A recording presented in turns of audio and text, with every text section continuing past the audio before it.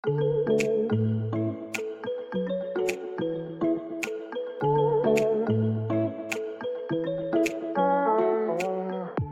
à tous, ici Anne Ponty et bienvenue dans un nouvel épisode du Chantier.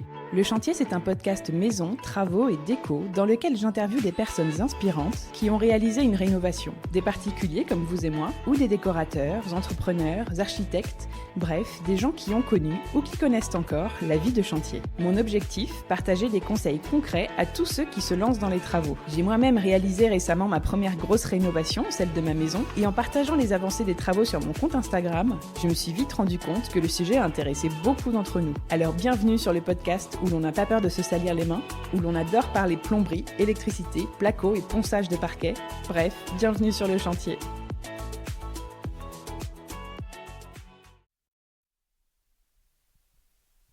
Aujourd'hui, je vous emmène avec moi à moins d'1 heure de Paris, en pleine campagne, pour visiter un ancien moulin.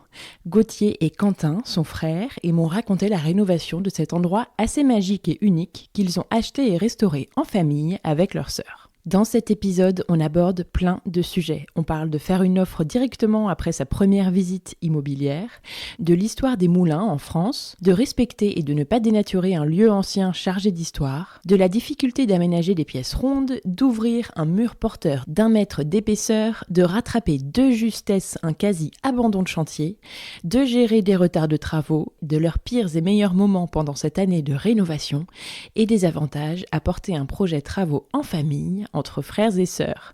Pour visiter ce magnifique moulin en photo, rendez-vous sur lechantierpodcast.fr, le site du podcast où vous pouvez retrouver tous les home tours des épisodes, ainsi que les avant-après des travaux pour que vous puissiez bien voir tous les détails d'aménagement du moulin dont on parle dans l'épisode. Mais je ne vous en dis pas plus et je laisse place à l'histoire de la rénovation du moulin de Gauthier et Quentin. Hello Gauthier, hello Quentin. Salut. Hello. C'est la première fois que j'ai 2 frères sur un épisode du podcast. C'est un des premiers épisodes familiaux du chantier d'ailleurs. J'ai eu une fois une mère et sa fille. J'ai souvent des couples, des gens mariés, mais une fratrie, c'est une première. Alors la fratrie est incomplète puisque votre sœur Pauline n'est pas là et elle a aussi participé à ce projet travaux. Mais vous allez nous raconter votre histoire en son nom, à elle aussi. Bienvenue à tous les deux sur ce podcast. Je suis venue vous voir aujourd'hui pour que vous me racontiez l'histoire de cet endroit, de ce moulin, le moulin de Malvoisine. Vous allez me parler de ce nom d'ailleurs, car on est dans un moulin, un ancien moulin à vent, à 3/4 d'heure de Paris, que vous avez acheté et rénové en famille, entre frères et sœurs. Vous avez plein de choses à nous raconter, mais d'abord, pour commencer, est-ce que vous pouvez vous présenter tous les deux, nous dire d'où vous venez, ce que vous faites dans la vie, et généralement je demande avec qui vous habitez ici, mais vous n'habitez pas vraiment ici, même pas du tout, mais vous y venez très souvent. Gauthier, tu y passes la majorité de tes journées. Oui. Donc, vous allez juste nous dire d'où vous venez, ce que vous faites. Allez. Vas-y Gauthier. Moi je m'appelle Gauthier, j'ai 29 ans, bientôt 30. À la base, je suis directeur artistique et designer graphique. On vient d'Annecy à la base, on a grandi à Annecy et puis on habite à Paris depuis vraiment une dizaine d'années, 10 ans je pense.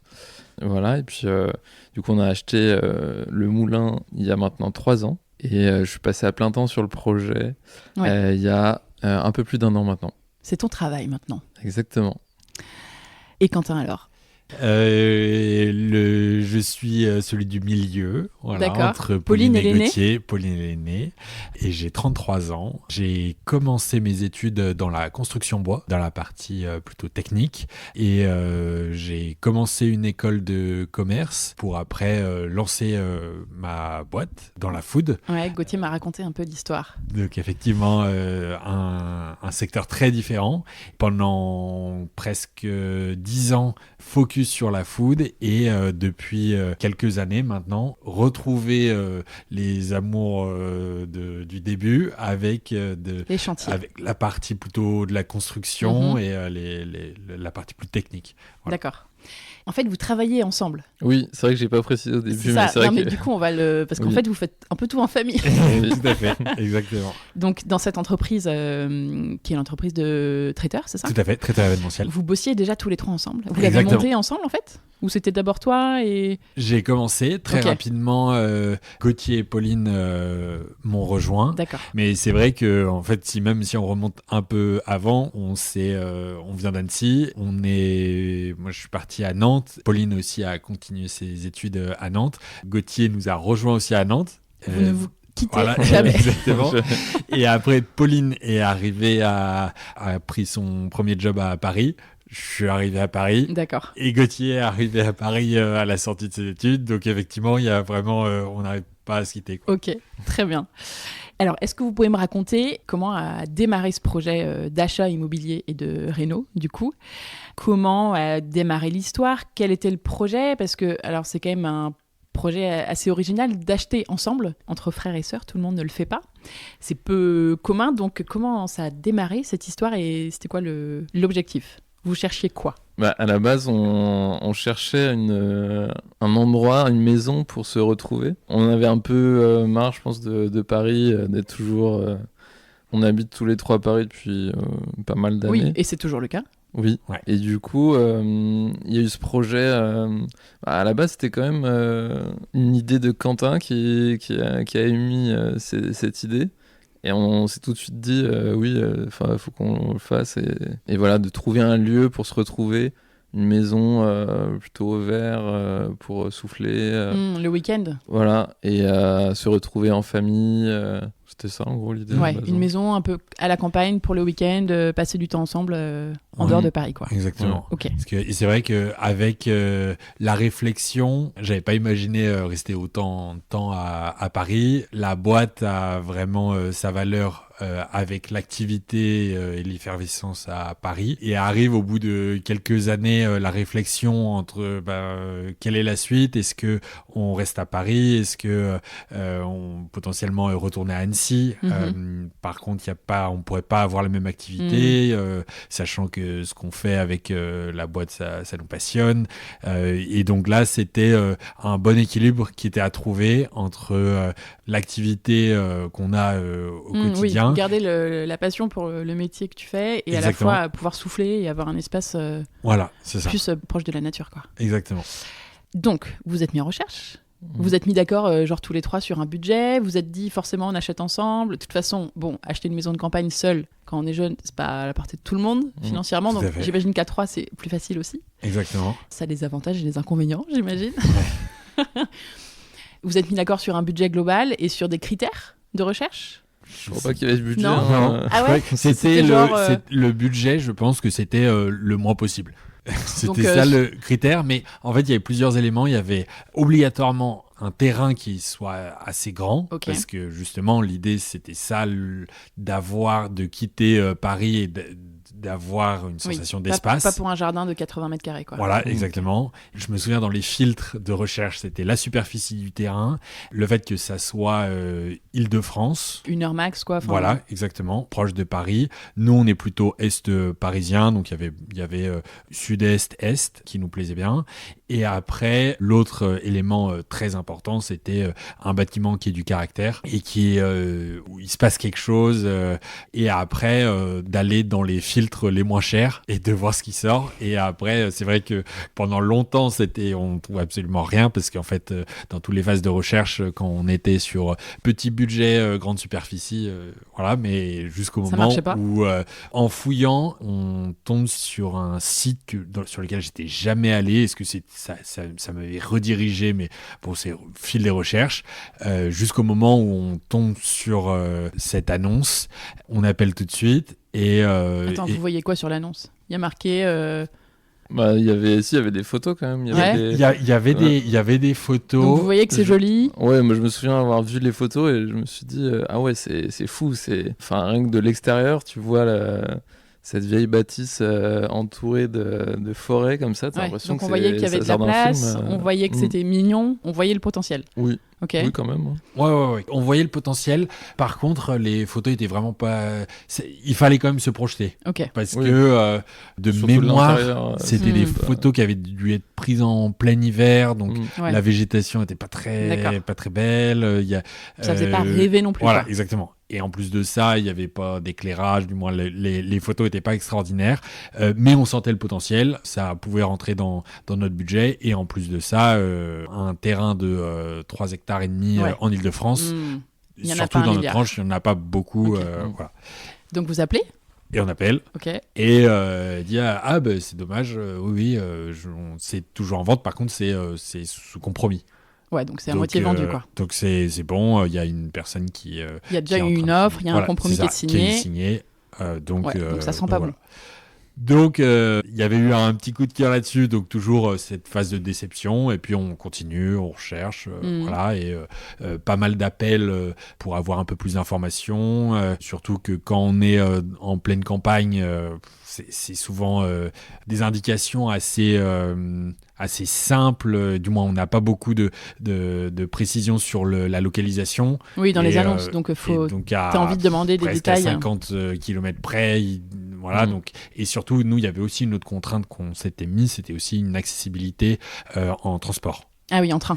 Ouais, exactement. Et même dans le village à côté, il y a un bus qui vient de la gare. Vraiment à pied, c'est hyper pratique. Donc ça, c'était aussi un élément plus qu'une maison ultra isolée où il faut obligatoirement y accéder en voiture. Voilà. Ok.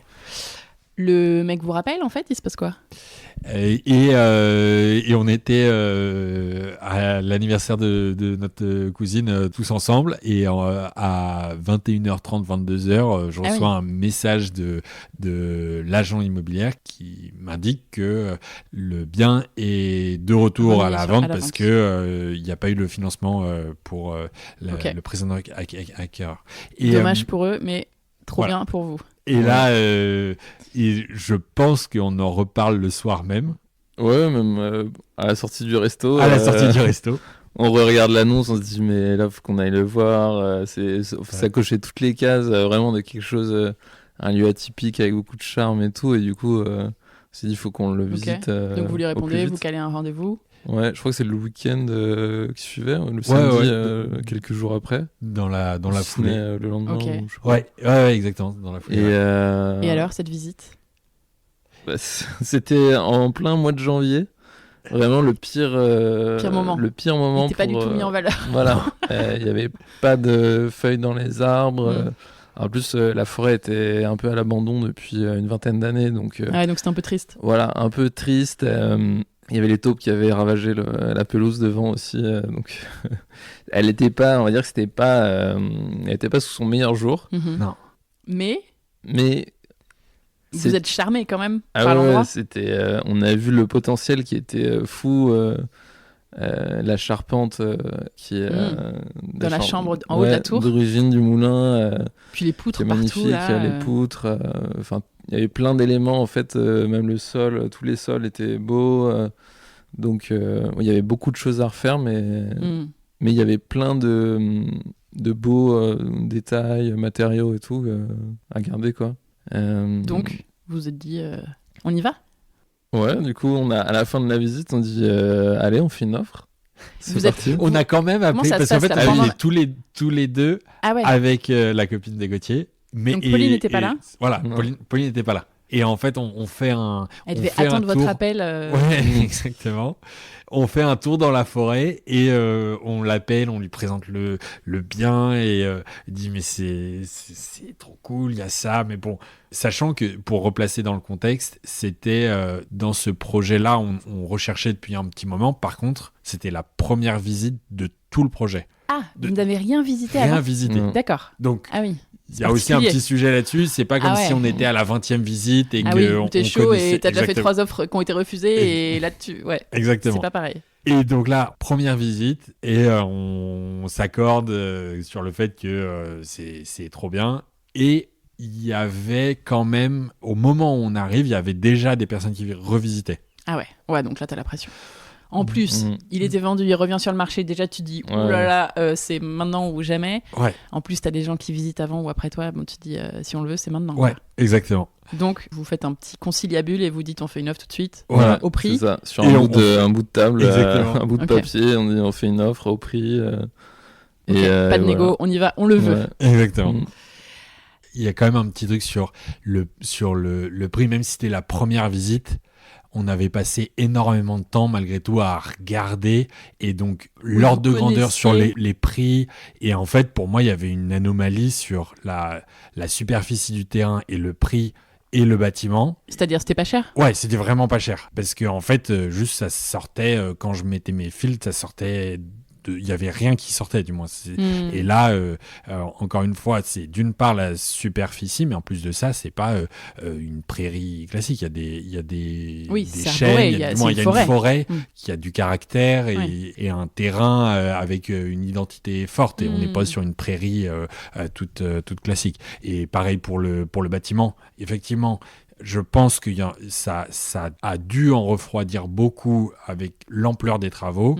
Et bien sûr, on va y venir, mais c'est vrai qu'il y avait quand même un sujet où on avait l'impression de savoir ce qu'on voulait et de pas avoir eu besoin de chercher beaucoup plus que ça. Ouais, okay. En fait, pour le même prix, on voyait des maisons très banales, finalement, sans charme. Okay. Et du coup, il n'y avait pas de comparaison. Vous saviez que c'était intéressant.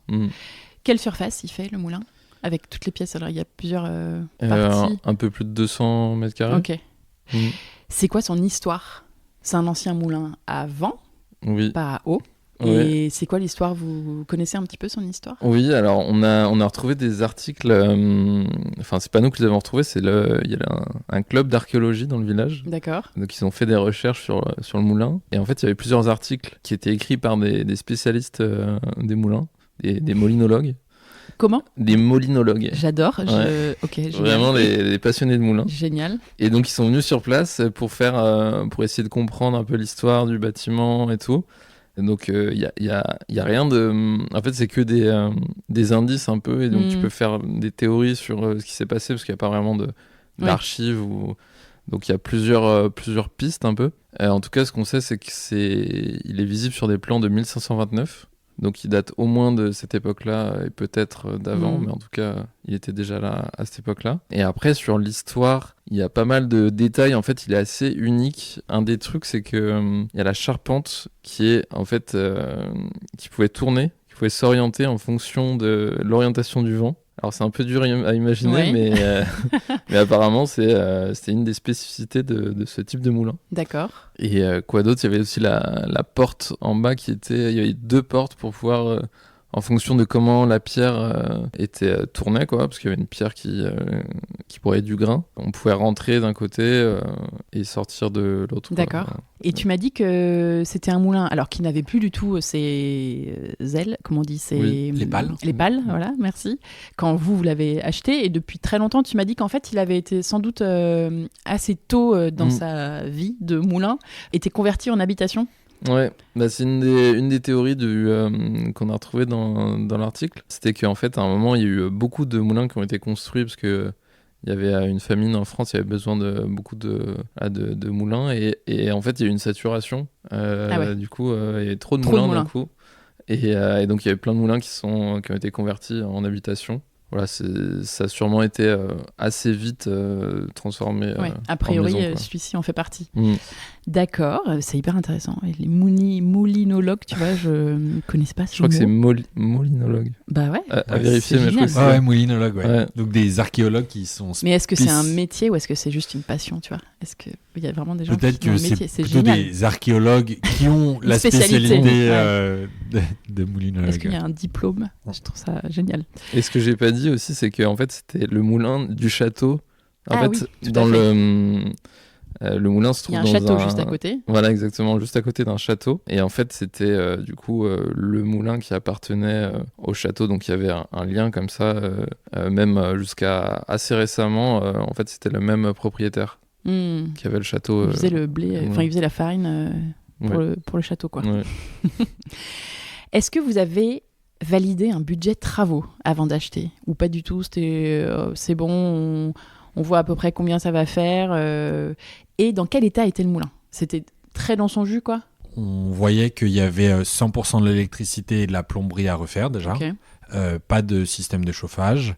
Et même si les photos paraissaient acceptable. Il y avait quand même des fissures un peu de partout. Il y avait un gros travail pour le rendre propre et habitable. Il y avait quand même un gros travail à faire là-dessus. Sur le budget, on avait estimé en fonction de projets passés. On avait fait. Vous aviez fait. Tout à fait. Vous aviez un peu d'expérience dans la rénovation ? Tout à fait. Avant ce projet-là, aussi avec notre sœur, pendant le confinement, justement, on était traiteur événementiel et notre métier, c'était de rassembler les gens autour d'un événement convivial. Donc là, vous n'aviez plus trop de travail. Là, du jour au lendemain, on passe d'énormément d'activités à tout s'arrête.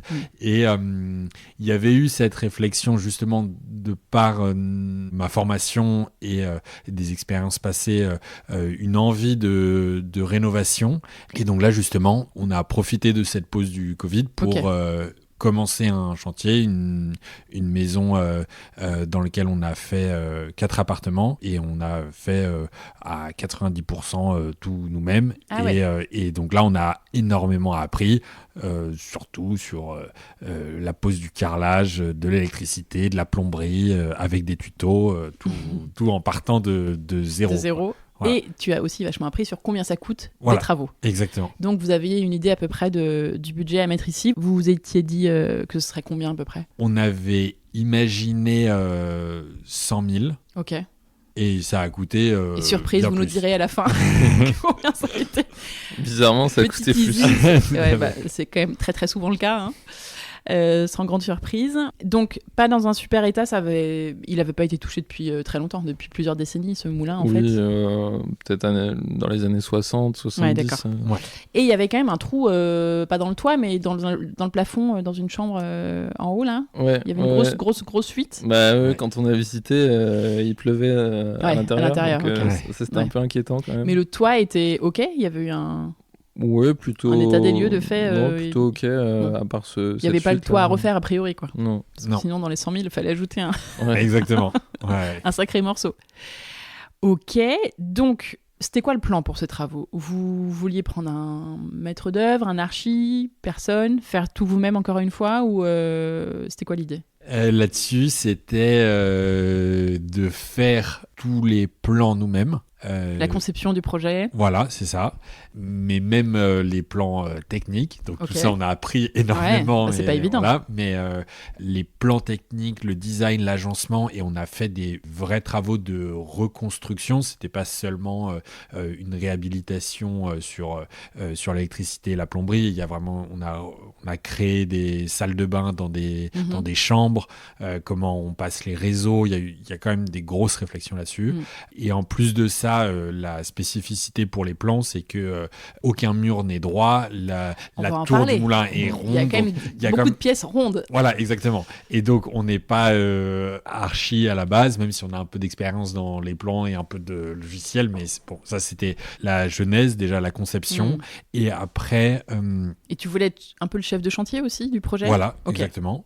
Et après, malgré tout, avec la distance aussi, plus notre activité qui était assez prenante. On a quand même pris des artisans pour vous pouviez pas faire pour tout nous vous-même. aider là-dessus, et de choisir extérieur, intérieur. Et donc là, tout ce qui touchait à l'intérieur allait être fait par ces artisans. Par les artisans. Ah, et vous vouliez faire l'extérieur. Voilà. D'accord. Comment vous avez fait ces plans ? Comment ça s'est passé ? Quel logiciel ? Comment s'est faite la réflexion ? Est-ce que c'était tous les trois ? Est-ce que c'était plutôt toi, je crois, Quentin ? Non ? Ouais, on a fait sur SketchUp. Ok. Je maîtrisais déjà bien SketchUp. Enfin, il y avait déjà... T'as pas tout découvert. Ouais. Ah oui. Il y avait déjà des petits skills sur SketchUp. D'accord. Ouais. C'est vrai qu'il y avait eu déjà le précédent projet où là, on avait fait tout de A à Z, de la conception à la réalisation. Et donc là, il y avait cette partie-là. Mais c'est vrai qu'avant, à commencer par les études, où j'avais quand même déjà avant ça fait des plans en 3D, mais qui s'arrêtaient à des volumes et qui n'allaient pas jusqu'à des plans techniques.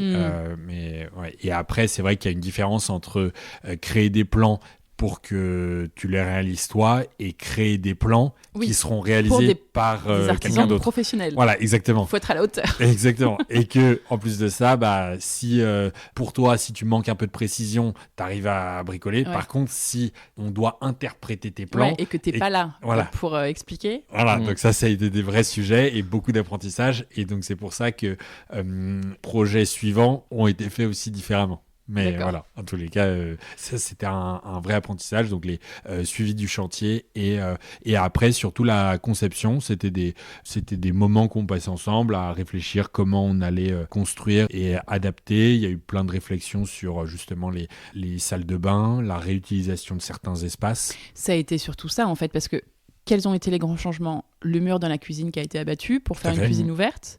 Et l'intégration de salle de bain dans quasiment toutes les chambres. Voilà, c'est ça. C'est surtout ça. Sinon, le plan lui-même n'a pas trop changé. Et vous avez aussi utilisé... En fait, il y a plein de petits recoins dans ce moulin. Dans toutes les chambres, il y avait déjà des petites niches, des petits recoins avec des lavabos. Ouais, des petits vous avez utilisé tout ça pour faire des points d'eau. Oui, tout à fait. Il y avait déjà des choses déjà présentes que vous avez utilisées, même si il y a les pièces un peu biscornues et peut-être vous avez eu envie de vous dire attends, faut mettre tout lisse là, mais en fait c'est bon, il y a des endroits comme ça où c'est pas possible quoi. Ouais, complètement. Et après toutes les petites aspérités nous semblaient intéressantes et que justement ça avait été des sujets avec l'artisan derrière qui veut remettre du placo partout et dire non, c'est pas du tout. Ouais. Et il y a plein de petites niches qui étaient là où on n'a pas comme celle-là et justement, il dit non, mais on dans on le mur tout, vert on derrière. Je dis bah non, justement, ça serait intéressant. Et après, on trouve et on mettra une petite biche, on les tourne dedans.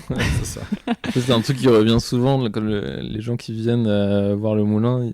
Ils aiment bien, ils découvrent en fait au fur et à mesure. C'est pas juste tu fais le tour et t'as tout vu. Au fur et à mesure. Je pense que là, si je refais un tour, je vais encore voir des choses que j'ai pas vues tout à l'heure. Donc, une réflexion à 3, réalisation sur SketchUp. Et alors, la question que j'ai envie de vous poser quand même, c'est comment on aménage des pièces rondes ? Parce qu'il y en a quand même 1, 2, 3, c'est ça 4 avec le rez-de-chaussée. Oui, 4 avec le rez-de-chaussée. Il y a 4 niveaux dans la partie de la tour du moulin. C'est quoi les spécificités par rapport à une pièce carrée ou rectangulaire ? En plus, c'est quand même la plus belle chambre, en haut. Enfin, elles sont toutes bien, hein, mais bon, il y a quand même cette charpente qui est assez exceptionnelle, spectaculaire, on va dire. Ça n'a pas dû être évident de l'aménager, même en fait, pour mettre un meuble. Je sais pas, c'est une pièce ronde, c'est pas évident, quoi. Ouais. Carrément. Comment vous avez fait pour ces pièces-là, ces chambres-là ? Déjà, il y a eu les... Même pour créer les salles de bain, tout ça. Ça a été le premier exercice, c'était de rajouter ces salles de bain. Où est-ce qu'on cale ces salles d'eau, quoi ? On voulait ce confort d'avoir presque une salle de bain par chambre. Oui. Mais c'est vrai que c'est un petit casse-tête de comment t'intègres... Une salle de bain dans un rond. Ouais, dans un rond. Ça. Et donc... Il doit y avoir plein d'idées. Au milieu, sur... les salles de bain ouvertes, ça avait été un sujet où tu peux faire ça. Tu peux mettre une baignoire et voilà. Après, tous les sujets d'humidité, comment tu traites ça. Après, sachant qu'il y a la charpente, il y a du bois, et sachant que au sol, il y avait des parquets. Des parquets là. C'est du parquet, donc qui était en pas très bon état. Il y a eu beaucoup de rénovations là-dessus sur l'état, mais en tous les cas, le fond était bon. Et effectivement, on voulait surtout ne pas dénaturer aussi l'espace. Donc c'est vrai que le nombre de versions de plans pour arriver à quelque chose qui nous semble être bien. Et après, surtout, il y a la version de ce que tu as imaginé en 3D. Et après, il y a la réalité. Et après, c'est qu'il y a la finition de la poutre, comment on met ça par rapport à ça. Et qu'en fait, on n'avait pas non plus fait un relevé de un métré hyper précis. Donc, en fait, c'était pas exactement à cet emplacement-là. Donc, on doit dessiner à la craie au sol. Et de faire un coup de trait au sol. Et est-ce que dans ta cabine de douche, tu vas être bien ? Voilà, est-ce qu'il y a suffisamment de place ? En tout cas, la solution que vous avez retenue pour la chambre qui est tout en haut, en tout cas, qui est la chambre où il y a cette fameuse charpente, est plutôt intéressante, je trouve, parce que vous avez réussi à pas casser la circularité de la chambre en mettant finalement la salle d'eau en tête de lit en fait, entre deux fenêtres là, et puis le lit il vient s'adosser à la cloison. Puis dans celle-là on était aidés parce qu'il y avait déjà un recoin rectangulaire pour le lit, justement un petit renfoncement. Oui c'est vrai, sur les photos on le voit. Et donc ça nous a aidé aussi, ça donnait plus de place. C'est vrai, ouais. Oui, c'était assez logique en fait. Ouais, mais c'est vrai que ça marche plutôt bien, ça coupe pas trop l'espace comme ça, non, en tout cas, c'est un vrai sujet. Les pièces rondes, je me suis dit, mais Ça doit être un vrai casse-tête. Ou alors c'est plus simple, je sais pas. En tous les cas, quand on rentre dans la pièce, il n'y a pas besoin de rajouter beaucoup. Déjà, il se passe quelque chose dans la pièce et parce qu'on n'a pas l'habitude et on ne construit pas de maison avec des pièces rondes, pas habituellement. Mais ouais. En tous les cas, ce sujet de salle d'eau était essentiel. Pour tout le bâtiment, il y avait juste une douche et un WC pour aller jusqu'à 12-15 personnes. C'était pas du tout fonctionnel. Oui, parce que le projet de maison de week-end pour vous a un peu changé entre-temps, mais on va en parler. C'était quoi l'objectif de cette rénovation pour vous ? Je pense que c'était apporter le maximum de confort sans dénaturer le lieu, toutes les aspérités, les qualités du lieu. Oui, qui avait beaucoup de personnalité. Oui, c'est ça, parce que tu peux faire un truc hyper confortable, mais en perdant tout le charme. Et là, c'était un peu ça la problématique. Et on avait une petite, on avait fait une direction artistique un peu au début en disant on veut un lieu qui s'inspire un peu des maisons anglaises, un peu où on a envie de passer du temps pour se retrouver autour du feu et faire un petit esprit un peu magique avec des animaux un peu partout. Maison dans la forêt. Voilà, l'esprit un peu maison dans la forêt. L'esprit de la forêt. Essayer d'être le plus possible en harmonie un peu avec le lieu, quoi. L'environnement. Ouais, donc c'était ça l'objectif. Ouais, c'était ça. Mais écoute, vous y êtes arrivé, c'est exactement ça ici. Ouais. Et en fait, il y a aussi un autre sujet sur la temporalité. C'est vrai que là, tout doit se faire dans l'instantanéité et dans plein de choses comme ça. Et en fait, quand on prend un peu de hauteur et qu'on se dit que le bâtiment, avant qu'on l'ait à 500 ans, et en fait, on se dit que là, nous, si on y reste 60 ans, ça sera le maximum. Et que, en fait, 60 ans sur la durée de vie du bâtiment, et on espère que dans 500 ans, il sera encore là. En fait, on est là juste une toute petite durée de toute la vie du bâtiment. Donc, aussi à chaque fois, et ça je me souviens de l'avoir pas mal dit aussi aux artisans, et que quand on le faisait, c'était de malgré tout respecter le bâtiment. Là, nous, on est juste des locataires longue durée de ce bâtiment-là, et que j'espère que les personnes qui seront après nous auront la même démarche. Auront d'une part la même démarche et nous en voudront pas des rénovations qu'on a fait, et qu'il y a des fois où c'est triste d'aller visiter des bâtiments qui ont été où on a mis un lino en plastique sur du parquet, ou des choses qui ont dégradé le bâtiment, et là d'amener du confort sans altérer la qualité du bâtiment, et en respectant aussi le lieu, parce que encore une fois, on est là ça amène beaucoup d'humilité. Il est plus grand que vous, quoi, ce moulin. Exactement. Oui, tu voulais surtout pas que quelqu'un se dise quel dommage d'avoir fait ça ou. Ouais, exactement. Surtout que là, encore une fois, et quand on communique aussi sur le lieu, on nous parle beaucoup justement du côté patrimoine, et ça en fait partie. Et donc voilà, on a pris la responsabilité de faire ça, et on veut être aussi à la hauteur de l'enjeu, quoi. Ouais, t'as raison. Comment vous avez trouvé vos artisans ? Il avait travaillé un peu sur justement le projet d'avant, la maison dans laquelle on avait fait les appartements. Parce que c'était un artisan surtout ? Il avait 2-3 gars avec lui. C'est pas une grosse boîte, c'était juste un artisan. Et en fait, ça s'était super bien passé.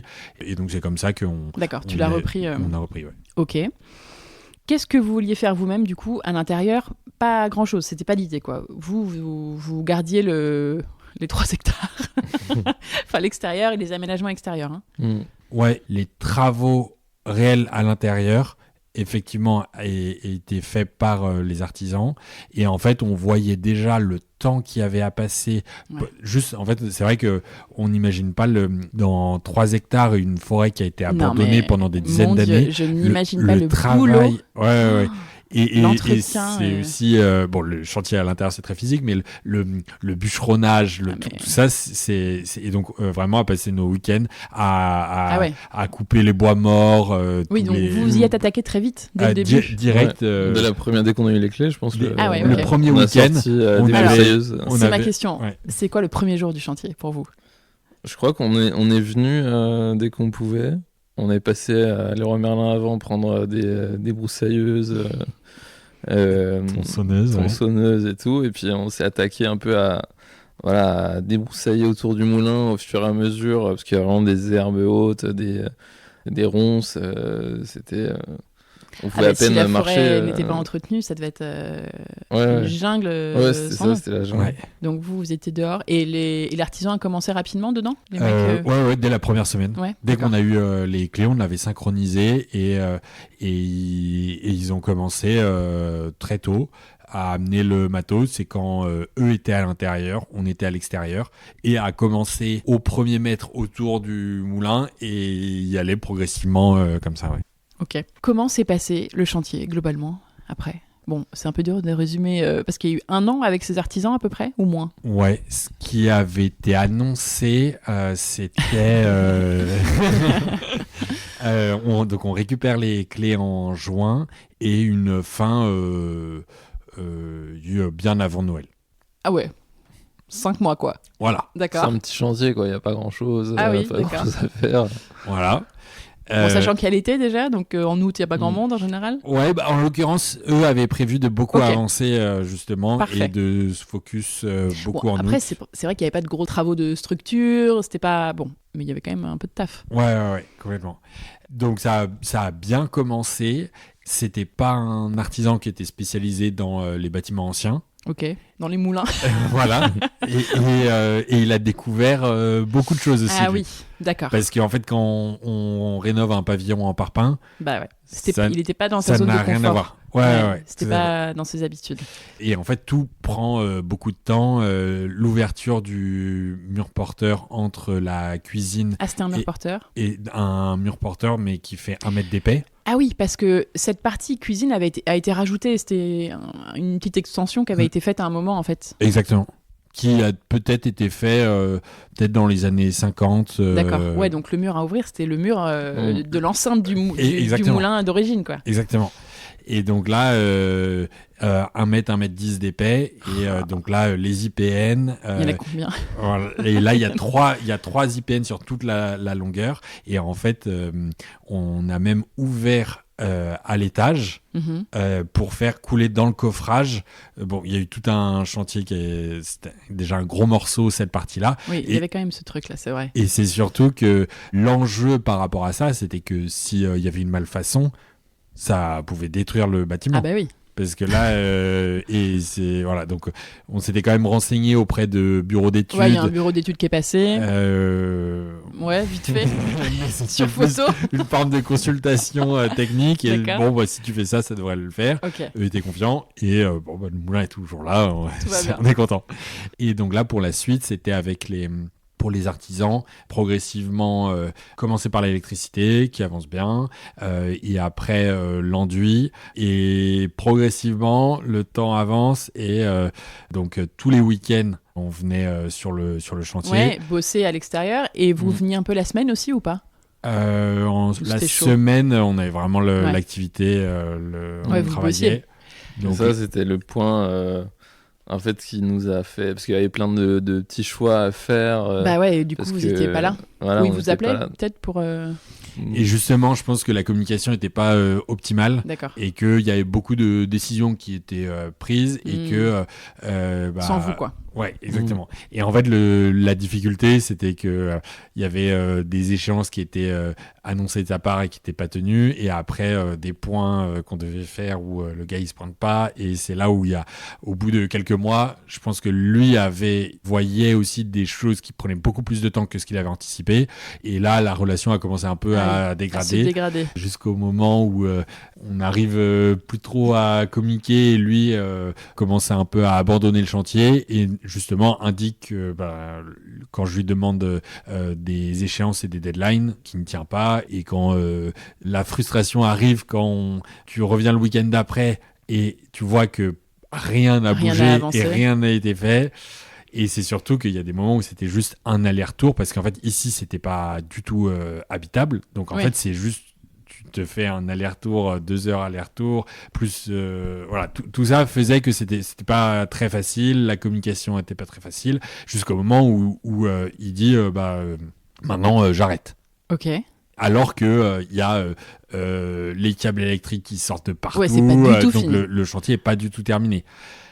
Sachant que les acomptes ont été versés, tout ça, donc là il y a financièrement, nous on peut pas remettre chez un autre artisan. En plus de ça, la difficulté de faire passer un artisan qui reprenne un chantier sans comprendre comment a été fait tous les câblages.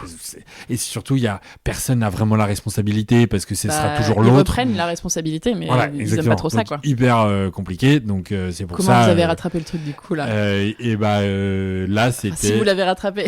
Là, le sujet, c'était que j'avais été pas mal en contact avec ces gars à lui, et donc à le relancer et avec des négociations, parce que lui il disait non, c'est le double de ce que j'avais prévu. Ah ouais. Oui, mais par contre nous on a un emprunt face à ton devis. Maintenant, comment on peut s'accorder, parce que on a budgété quelque chose. Et à la fois tu comprends son problème, mais... Ouais. Et donc là, on arrive un peu dans ce truc-là, sachant qu'il y avait un peu de malfaçon sur certains sujets. Ah oui. Mais bon, au final, on arrive à s'accorder, il reprend et il finit à 90%, 95%. Et les finitions on reprend une autre équipe pour des parties qui sont plus secondaires. Genre de la peinture, de la pose de carrelage, de faïence. Voilà, exactement. Okay. Un peu de carrelage, un peu de la finition, de la reprise de peinture, des choses comme ça. D'accord. Donc, pas évident quand même, comme chantier. Émotionnellement, pas facile. Et c'est surtout un peu la déception où, je me souviens, quand on avait annoncé, moi je m'étais fixé plusieurs échéances avec Pauline et son anniversaire et fin novembre. Et quand on en parle en octobre, c'était oui, non, mais bien sûr, là, aucun problème. Évidemment, on fera l'anniversaire fin novembre, voilà. Et donc, on annonce un peu à tout le monde, et c'est trop bien, on va avoir l'anniversaire de Pauline Houlin. Après, c'est pas du tout possible. Ce sera Noël. Et là, après, Noël, ça sera Pâques.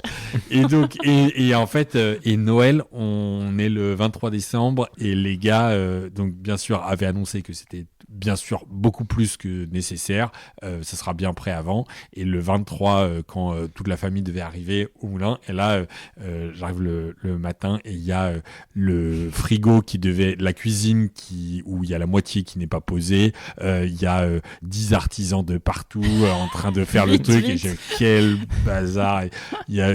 Je sais même pas s'il y avait du chauffage, mais il avait fait froid. Mais il n'y avait pas de poêle. Il n'avait pas posé le poêle.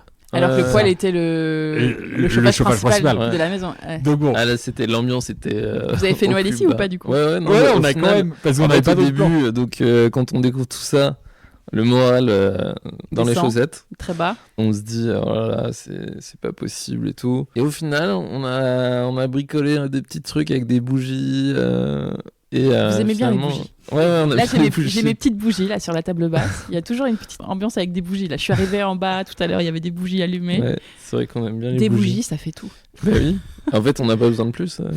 Des bougies, quoi manger. On se retrouve et c'est Noël. Du coup, ouais, on a bricolé un peu un petit réveillon. Où voilà, il n'y avait pas grand chose c'était un peu le chantier. Mais... Voilà, il y avait des. Ouais, c'était vraiment il y avait chantier, du plastique quoi. Sur le plan de travail qui était pas huilé. Bah oui. On avait c'était dur parce qu'il y avait toute l'antériorité du chantier où émotionnellement ça avait été frustrant, et en plus de ça fatigué. Malgré tout un rapport un peu conflictuel avec l'artisan, et il y a beaucoup d'argent en jeu. Oui, pas non plus ce qui s'est passé, même si ça va mieux. Exactement. Donc la relation est un peu abîmée quand même. Ouais. Et en fait, c'est là où tu te poses la question, est-ce que tu t'es pas embarqué dans un plan où juste tu vois pas le bout, quoi. Et en fait, c'est financièrement, t'as tout mis, et en plus de ça, tu te retrouves avec un chantier qui est pas terminé, et là, waouh, il y a des moments où tu te dis, potentiellement, on s'est embarqué dans un truc qu'on n'aurait jamais dû faire, quoi. Et je sais pas si à ce moment-là, il y avait du regret, mais ça faisait beaucoup. Et ce gars n'avait pas tout à fait prévu, ou alors il pensait faire les travaux d'une façon qui n'était pas celle que vous aviez imaginée, en fait. Lui, il pensait aussi, pas que c'était autant de petits détails, autant de choses qu'il n'avait pas l'habitude de faire en plus. Ouais. Et en plus de ça, moi je pense qu'on a notre part de responsabilité. Ah oui, et j'allais dire, il y a aussi des torts partagés, je pense, d'après ce que tu dis. Bien sûr. De peut-être pas assez venir ou des choses comme ça, non ? Ouais, et je pense qu'il y a eu aussi quelque chose sur lequel il s'est bien appuyé, c'était sur le manque de fiabilité des plans aussi. Ah oui, d'accord. Et donc là, avec des plans, techniquement, c'est pas de l'AutoCAD archi ultra précis, avec un métré parfait. C'était alors que lui dit t'inquiète, c'est facile. Ouais. Une fois qu'il est dedans, en bon. fait. Et là, en fait, c'est non, en fait, il y a quand même plein de trucs où il aurait fallu que ça soit plus précis. Donc ça a été un des grands apprentissages sur le fait que maintenant, quand on commence un chantier, il faut que ça soit ultra carré. Nickel. Et voilà. Ouais. Et donc ça, c'était notre part de responsabilité. Effectivement, la directive n'était pas suffisamment claire et qu'il y avait un peu d'interprétation qui pouvait être faite. C'est vrai qu'on avait des exigences quand même dans les finitions, ce qui est normal pour le bâtiment, mais on avait envie, en tête un peu quelque chose avec des belles finitions et tout, et puis quand tu découvres le truc qui est pas du tout comme ce que tu avais imaginé, et tu te dis bon... Ouais. Et en fait, effectivement, c'est la liberté que tu as laissée. Si tu laisses de la liberté... Il ne faut pas laisser place à l'interprétation. Ouais. Et est-ce que les pièces rondes, ça a été un sujet ou non, toute la réalisation a été bien menée au niveau de technique, il n'y a pas eu de problème pour les salles de bain, la création des salles de bain, tout ça Non, c'était juste sur la réflexion sur les plans. Mais une fois qu'on avait validé les plans, il y a plein de petits détails. Par exemple, dans une des chambres, il y a des poutres apparentes. Donc, quand tu mets une cloison en biais, c'est plein de détails alors que quand ton plafond il est plat, tu fous 4 vis au plafond et puis c'est terminé. T'en parles plus. Alors que là, le temps de découper ton rail autour de la poutre, t'en as 10 à faire. Bon, voilà, c'est ce genre de choses qui te prend un temps pas possible. Alors que dans une maison neuve, tout se fait hyper vite, quoi. Tu me disais tout à l'heure quand on était en bas que vu l'épaisseur des murs, les saignées qui avaient dû être faites pour l'électricité notamment avaient pris un temps fou, que vous aviez trouvé des petites combines pour cacher tous les câbles, etc. Et que du coup dans la salle à manger en bas, en fait de chaque côté du plafond qui a les poutres, il y a des coffrages qui ont été faits pour planquer tout ça, mais vous avez quand même eu cette réflexion de faire un espèce de coffrage un peu genre ancien, enfin un peu imparfait quoi, pour qu'il se fonde très bien, qui s'intègre bien dans les poutres anciennes qui sont pleines de relief un peu imparfait quoi. Ouais, qui sont très brutes et voilà. ouais, tout à fait. Et c'est toutes ces petites choses qui font que après le résultat est beau, ça prend du temps quoi. Surtout dans un bâtiment comme ça où t'as les murs qui font plus d'1 mètre de large. Tout à fait. Et en fait, il faut avoir beaucoup d'ingéniosité pour trouver des solutions à des choses que tu découvres aussi sur le moment, quoi. C'est ça. Et en fait, c'est vrai que tout, justement, sur ce petit coffrage, on avait imaginé passer tous les câbles dans le mur. Et en fait, ce qu'il évoquait, c'est qu'il avait besoin de 3 gars en plus pour ne faire que les saigner. Et en fait, c'est à ce moment-là où on se pose face à ce problème-là. Comment on trouve une solution pour justement quand même réussir, et là on tourne un peu là jusqu'au moment où on arrive à cette solution qui lui convient à lui, qui lui fait gagner du temps et qui nous convient à nous au niveau du résultat, sans faire exploser trop le budget. Exactement. Pendant que l'intérieur avançait, vous étiez dehors du coup, vous avez fait quoi concrètement? Dehors il y a quand même eu vachement de travail et vous avez fait beaucoup de choses. Vous me racontez un peu ce que vous avez fait? Du coup, déjà, on a enlevé toutes les ronces et vous avez un peu cleané la forêt, quoi. Ça, c'était déjà une grosse partie, quand même. Parce qu'il y avait des années et des années de friche. Ouais, c'est ça. Avec plein d'arbres morts qui sont à moitié en travers, quoi. Okay. Donc rien que ça... Et ne serait-ce que pour rentrer aussi sur le terrain. Parce que le moment où on visite, la végétation avait tellement pris de l'ampleur que juste on arrivait à pousser de 50 cm le portail pour se faufiler. Mais bien sûr, aucune voiture pouvait rentrer à l'intérieur et tout ça. Donc il y avait quand même ce truc-là. Et en fait, on voyait même plus le chemin. Il n'y avait même plus le chemin. D'accord. Parce que ça avait été justement inhabité pendant longtemps. Donc vous avez dû recréer des chemins. Voilà, exactement. Déjà, recréer le chemin et commencer déjà dès le portail. Dès le portail. Et le portail est à 250 mètres du moulin. Donc, il y avait... T'as une petite marche quand t'arrives. Et après tout ça, donc vous avez fait les aménagements, vous avez mis un sauna Vous avez fait du terrassement, j'imagine. Vous avez créé une terrasse d'ailleurs autour de la maison, enfin autour du moulin. Vous avez fait un escalier extérieur, tu m'as dit, Gauthier ? Ouais, on a fait un escalier. En gros, il y avait une problématique, c'était où est-ce qu'on gare les voitures ? Parce que du coup, il y avait un chemin et il n'y avait pas vraiment d'espace pour se garer. Donc, il y avait une zone, c'est une ancienne... il y avait du sable, une sorte de petite carrière de sable qu'ils utilisaient. On ne sait pas s'ils ont revendu du sable ou qu'ils l'utilisaient pour sur place ou quoi. Okay. En tout cas, ça a été creusé. Et donc, il y avait une zone un peu où il n'y avait pas trop d'arbres et tout. Donc, on a décidé d'aménager un parking sur cet endroit pour pouvoir se garer. Donc, quand on arrive, en effet, il y a un parking à gauche maintenant, après le portail. Exactement. Et après, du coup, on a construit un escalier pour rejoindre depuis le parking. Il y a des marches. Voilà, exactement. Qu'on a fait avec On a formé un peu des marches avec la terre au début. En fait, elles sont intégrées dans la terre. C'est pas une construction. Je cherchais un escalier construit. Je te disais, mais où est-ce que c'est ? Non. Ouais, c'est des marches. Ouais, c'est hyper bien fait. Avec en bois. Ouais, avec le bois de la forêt. Ce qu'on avait coupé, justement, c'est des acacias, donc c'est imputrescible. C'est très bien pour ça, quoi. Donc, voilà, des marches avec géotextile et puis du gravier par-dessus. Et ça fait un petit escalier comme ça. Et ça rejoint le chemin qui va au moulin. Exactement. Il y a eu ce sauna aussi, que vous avez récupéré quelque part, que vous avez ramené ici. Qui était déjà dans la famille, qui a déménagé. C'était chez notre oncle et notre tante. Et donc, ils avaient acheté leurs biens et il y avait ce sauna qu'eux n'utilisaient pas du tout. Et ils allaient le donner ou le jeter. Et, donc, vous le récupérez. Et donc, on va... désinstallé, ça faisait depuis 20 ans qu'il était installé, et donc on étiquette chacun des éléments, on redémonte tout. Parce que c'est quand même un sacré machin, c'est un petit chalet quoi. C'est un petit chalet, tout à fait. Avec dedans 2 pièces, dont le sauna, et une petite entrée là où on rentre, il y a un petit, je sais pas, lavabo, machin. Non, vous avez fait carrément une petite cuisine. Ah, il y a vraiment une cuisine, et ça a été fait après, D'accord. tout à fait. Et puis après, c'était un petit sas pour se changer. Voilà. Mais c'est un sacré, c'est un gros truc quoi. Ouais. Tout, et donc des plots en béton en dessous, terrasse, et après on a reconstruit. Oui, il y a la terrasse aussi. Reconstruit Vous l'avez reconstruit ici. Et voilà. Donc, dans la forêt. Donc c'est cool de pouvoir aussi réutiliser ça comme ça. Et donc là, maintenant, les cousins en reprofitent ici quand ils viennent. C'est marrant. Et puis ce qui est cool aussi, c'est que ça... Il y a déjà une patine, il était déjà un peu usé par le temps, et du coup, il se marie bien. T'as l'impression qu'il est là depuis toujours, en fait. Dans la forêt. Alors il vient d'arriver, mais on dirait qu'il est là depuis longtemps. Depuis toujours.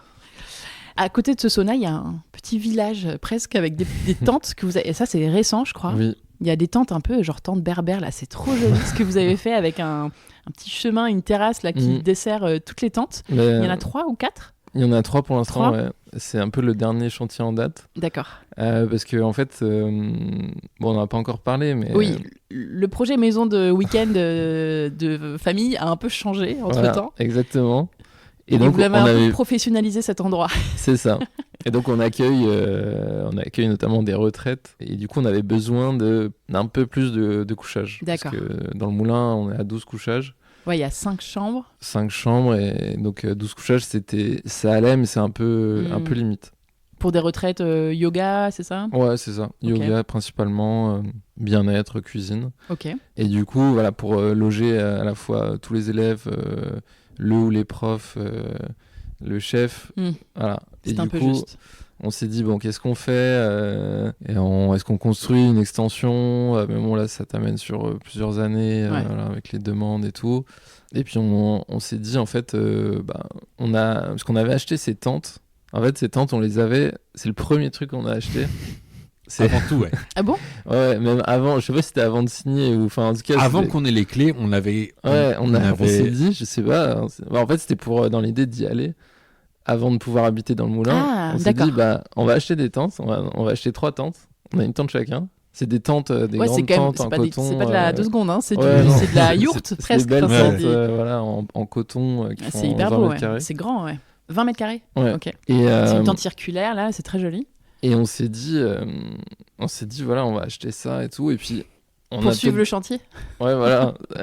Mais bon, je sais pas, on a peut-être dormi, on a essayé quand même de dormir dedans quelques nuits, mais après, je sais pas, on a fait du camping à l'intérieur aussi du moulin, des fois. Ouais.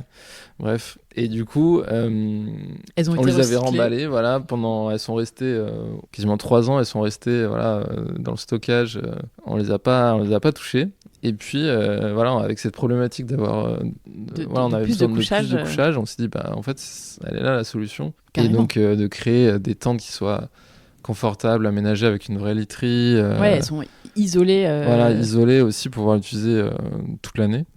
Donc, chauffer l'hiver.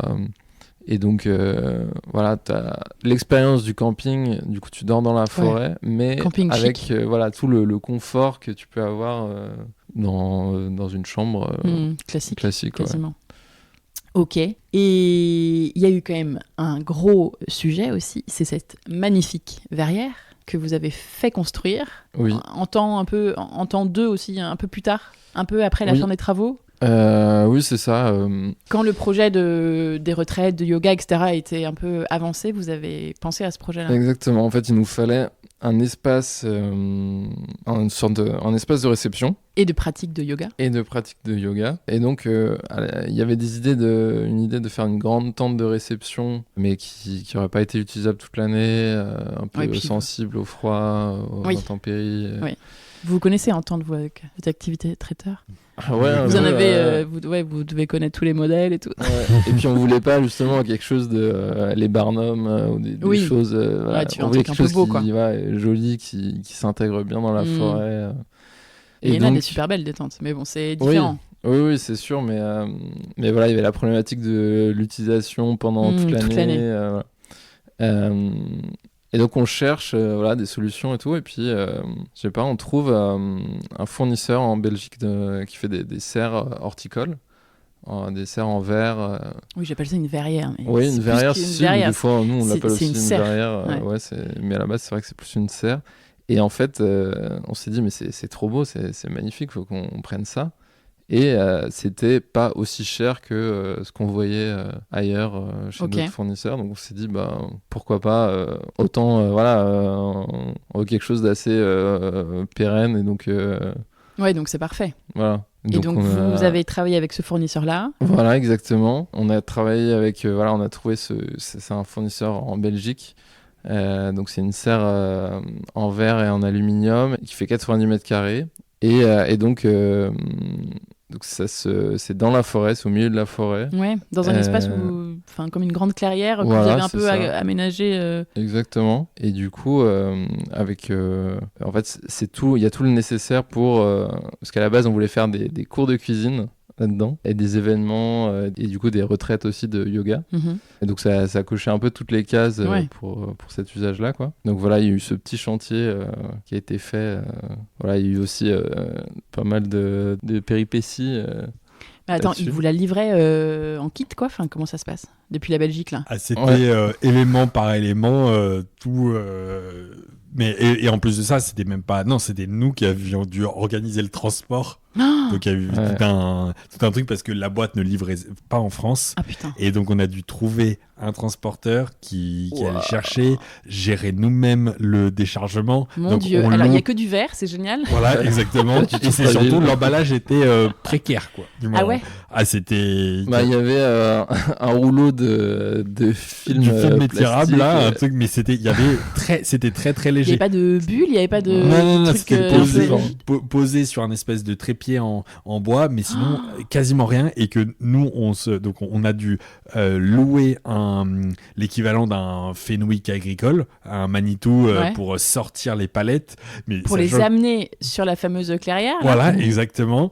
Donc bon, tout un sketch autour de ça, et que nous on n'est pas non plus pilote d'engin, et donc voilà, avec rentrer un peu dans les arbres et tout ça, mais on a réussi à s'en sortir comme ça. Vous avez dû avoir un peu de perte sur le verre quand même. Mais ouais, non, ça l'a fait, et donc c'est vrai qu'à chaque fois, même si on se fait un peu aider, il y a beaucoup de DIY, quoi. On fait beaucoup de même, quoi. Et vous avez trouvé une équipe pour la monter, c'est ça? Exactement, des artisans qui découvraient aussi en même temps que nous qui n'avaient jamais fait ça. Non, qui n'avaient jamais fait ça. Et du coup, on n'avait pas de plan en fait. On avait juste un petit mode d'emploi un peu flou. Donc on a dû décrypter, il y avait des centaines et des centaines de pièces, donc pour retrouver ça, en plus il pleuvait, c'était... Oh là là. C'était vraiment un chantier, des fois j'appelais Quentin, je disais mais qu'est-ce qu'on a fait? Je sais pas, je suis perdu là, je sais pas ce qu'on fait.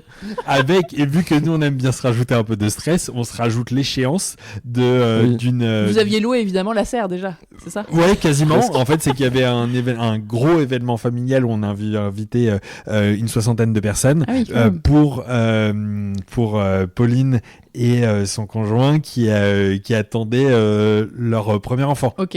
Et donc il y avait un événement qui a été fait autour de ça. Dans la serre, et donc là c'était l'arrivée des convives le vendredi soir et on est mercredi. Et donc là, il y avait le petit stress complémentaire il pleut de partout. C'était de la boue, en fait. Il fait froid, c'est la boue. Les artisans qui en ont marre. Ouais. Donc voilà. Et vous avez fini en 2 jours? Ouais, en fait, les invités ont croisé les artisans. Ils sont arrivés quand ils partaient, quoi. Ils mettaient le coup de balai pour nettoyer le chantier et vraiment, ça s'est fini juste à temps, quoi. Est-ce que vous vous rappelez le budget de cette serre entre l'achat et le montage? Alors la serre en elle-même, c'était à peu près 20 000. Ok. Sachant que tout ce qu'on voyait pour cette superficie-là, 90 mètres carrés, on était plutôt proche presque des 1000 euros du mètre carré. Ah ouais.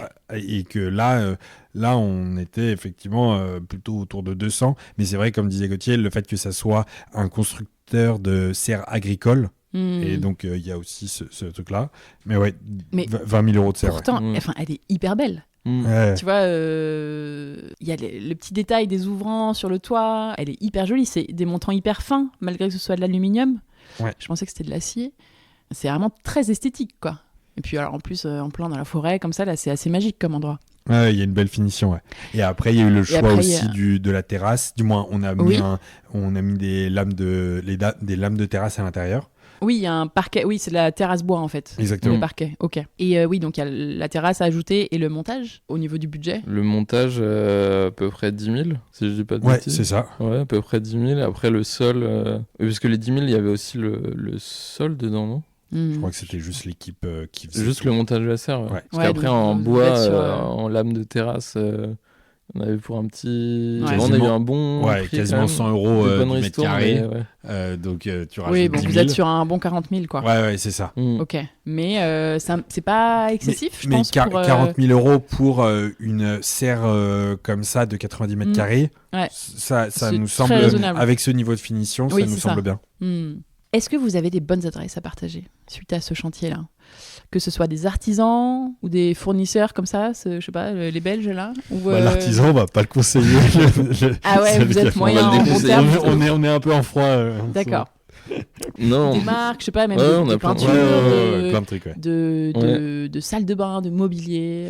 Dans le moulin, on a chiné plein de choses. Oui. Surtout Pauline, notre sœur, qui est passionnée de brocante. Elle aime bien trouver des beaux objets qui ont une histoire et tout. Et donc, elle a passé beaucoup de temps dans les brocantes, les vides-greniers, à trouver les bons objets qu'il faut à chaque endroit et tout. Okay. Elle s'est passionnée pour ça. Et elle nous a mis un peu... on s'est pris au jeu en découvrant aussi cet univers. Et donc, il y a une brocante en particulier qui nous a fourni beaucoup d'objets et qui est très cool, qui est sur la route vers Provins. S'appelle La Bonne Brocante. Ok, donc à l'est de Paris. Oui, c'est ça, qui est à peu près à quoi, une heure, un peu plus d'une heure de Paris, une heure et quart, un truc comme ça. Et il y a plein de choses super. C'est ouvert le samedi, seulement le samedi je crois. Seulement le samedi, ouais. Et donc c'est un passionné qui tient ça, qui a plein d'objets à chaque fois. Voilà, c'est marrant, juste, même sans rien acheter, en fait, tu vas comme dans un musée, content d'y aller, quoi. trouver, voir des objets. Ah, super. Voilà. Et puis, c'est pas très cher, en fait. C'est vraiment pas cher du tout par rapport aux brocantes du coin. De Paris. Ouais, carrément. Ok. Moi, j'ai fait la découverte c'est plus proche de Paris, c'est à Montreuil, et c'est un espèce d'entrepôt magasin de carrelage qui s'appelle A Carrelage. C'est-à-dire et AA 3A carrelage. D'accord. Et dans tous nos projets de rénovation voilà, dans notre activité, on a vu beaucoup de magasins de bricolage. J'ai jamais vu une sélection aussi grande et profonde avec la qualité de la sélection. Il y a un côté magasin un peu hors du temps parce qu'il y a un peu c'est un peu en vrac, c'est pas hyper ordonné, on est très loin d'une grande surface de bricolage. Aux abords, les tenanciers sont pas très sympathiques. Par contre, quand on se met à discuter, on voit à quel point c'est des passionnés et vraiment la sélection la plus large de faïence et de carrelage, donc extraordinaire. Génial. Et pareil, juste sans être passionné de carrelage, le fait d'aller voir tous les produits, les éliges, plein de choses, des marbres, plein de produits, c'est extraordinaire. Voilà, donc ça, en tout cas, ça serait ma grande recommandation. Donc, et super vraiment, adresse, pas très loin de Paris. Ouais, exactement. Pour tous les chantiers et il y a tous les budgets, mais vraiment des produits qu'on trouve nulle part ailleurs et c'est surtout, même pour une belle faïence va faire toute la différence, même sur quelques mètres carrés, ça peut vraiment faire des super beaux détails. Vous vous êtes fourni là-bas du coup ? Malheureusement en fait c'était pour un chantier qui s'est fait après. Ah d'accord, tu les connaissais pas encore. Mais au moment du moulin je connaissais pas, mais maintenant ça c'est un stop voilà, mais ça a été on s'est fourni pour un autre projet. Ouais. Ça marche. Où est-ce que vous êtes fourni du coup pour les carrelages, faïence, tout ça ? Une petite enseigne qui s'appelle Leroy Merlin. Ouais, assez peu connue. Ouais. Ok. C'est ça. Ça marche. Et tout ce qui était peinture, vous l'avez pris où ? Ça, on a laissé acheter l'artisan. Pour le coup, il y a eu quand même un gros choix, par exemple, sur la peinture de la pièce du salon. Ce verre. Il y a eu plein de tests de verre. D'accord. Comment vous l'avez choisi ? On avait acheté plein de testeurs. Et pour trouver la bonne, et après on a transmis la bonne peinture. Ça a été dur de choisir ça à 3 ? Ouais, il y a eu des petits débats. Tout à fait. Il y a eu des petits débats. Ah ouais ? Ouais. C'était un choix qui était porté par Gauthier, ouais. T'aurais fait quoi, toi ? Moi, j'avais un peu peur de ce choix-là parce que c'est justement un choix assez fort. Parce que est-ce que j'aurais pris moins de risques en laissant tout blanc ? Okay. Mais on n'aurait pas été du tout dans la même ambiance. Ah oui. Et que je trouve que ça rajoute il y a un côté chaleureux et justement avec cocon et puis du caractère aussi. Ouais, exactement. Donc non, c'était un super choix. Donc c'est toi, Gauthier, qui était sur ce verre. Pauline était plutôt ok, elle ? Ouais, il y avait des petites réticences aussi, je crois. Mais c'est vrai que j'ai insisté, j'ai un peu milité pour ce verre sombre. Ah, il est bien. En se disant, en fait, on veut créer un esprit un peu de maison, un peu de cottage anglais ou sur ce que tu disais tout à l'heure là, voilà, ou un peu les vieilles bibliothèques où c'est un verre peu anglais, voilà, c'est un peu sombre, mais en même temps tu t'y sens bien et t'as envie de passer du temps. C'est exactement ce qu'il fallait en effet pour ça. Mais c'est beaucoup ça, les décisions que Gauthier prend là-dedans, ça peut être des fois un petit peu, soit faire peur, soit être un peu contre-intuitif. Et à chaque fois, ça a été la vraie découverte je savais qu'il prenait des bonnes décisions, mais c'était particulièrement pour ce chantier. À chaque fois, j'aurais pas pris cette décision, mais c'était la bonne à prendre. Il avait raison. Donc il prenait la bonne décision. Ouais. Paris réussi, je pense, pour l'ambiance que tu voulais donner.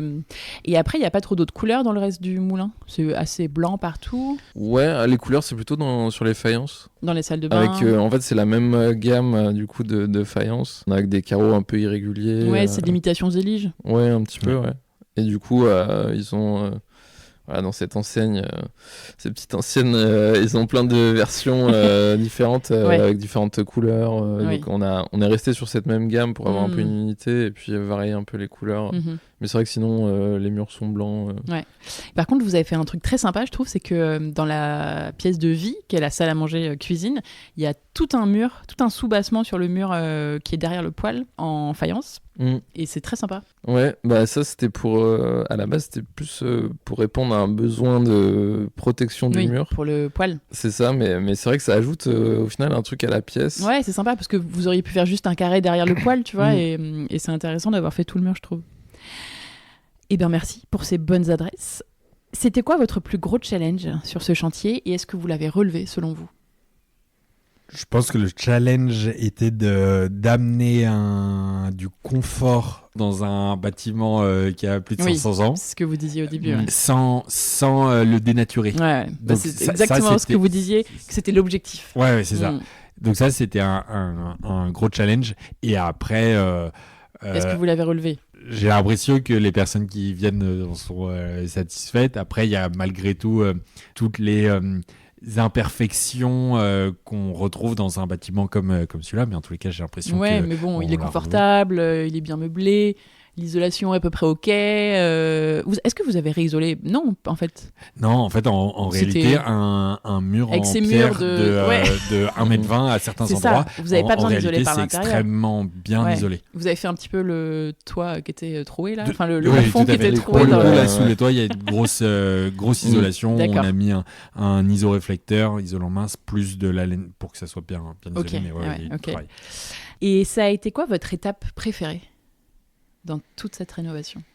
L'étape préférée, je pense que, enfin pour moi en tout cas, je pense que c'était le moment où forcément le chantier, c'était plutôt la fin, où on vient amener les objets qui viennent un peu de partout, de notre famille. On a récupéré beaucoup d'objets de famille, les objets qui avaient été chinés. Et en fait, ça crée un peu une magie quand tu rassembles tous ces objets. En fait, c'est un peu comme si tu racontais une histoire à partir de plein d'éléments. Et puis après, moi, j'aime bien prendre des photos, donc aussi trouver les angles, créer des ambiances qui reflètent, qui donnent un peu l'esprit du lieu. Ah oui, t'as aimé aussi cette partie où il allait falloir communiquer sur l'endroit ? Ouais, j'ai un peu... déjà pour le refléter, quoi. Les photos, et puis c'est vrai que j'ai fait un peu de vidéos après pour en parler sur les réseaux, et ça... On a eu des très bons retours et en fait... il y a des chouettes vidéos sur... je me suis découvert aussi une passion là-dessus, sur le montage vidéo, sur comment trouver un angle, comment raconter la bonne manière, l'histoire. J'ai aussi découvert ça avec ce projet, quoi. Ouais, donc plutôt la fin et le révéler au public. Ouais. Et le pire moment ? Les engueulades avec l'artisan ? Ouais, ça, c'est vrai que c'était challengeant, mais maintenant c'est passé. Et puis une fois qu'on est dedans et qu'on a aménagé, ça l'a fait. Mais effectivement, c'est émotionnellement assez dur, mais voilà, après ça fait partie de l'apprentissage et du process, quoi. Comment ça s'est passé de rénover en famille, tous les trois ? C'est quand même aussi la question que je me posais. Bon, après, vous avez l'air assez proches, tous les trois, et puis vous avez bossé ensemble, longtemps. Donc ça, c'est quand même un gros point fort pour rénover ensemble, je pense. Oui. Comment ça s'est passé, la gestion du chantier en famille, là ? Est-ce qu'il y a eu Je veux tout savoir. Non, je plaisante. Est-ce qu'il y a eu des engueulades ? Est-ce que c'était nickel comme sur des roulettes ? Est-ce que vous étiez facilement d'accord ? Est-ce que vous discutiez ? Vous arriviez à vous mettre d'accord quand vous ne l'étiez pas ? Comment ça se passait de rénover entre frères et sœurs ? Ça m'intéresse vraiment parce que j'ai rarement eu l'occasion de parler à trois frères et sœurs qui ont rénové une maison ensemble. Il y a beaucoup de monde qui nous disent mais comment t'as pu faire ça avec ton frère et ta sœur ? Je sais pas si j'y arriverai moi. Ouais, c'est ça.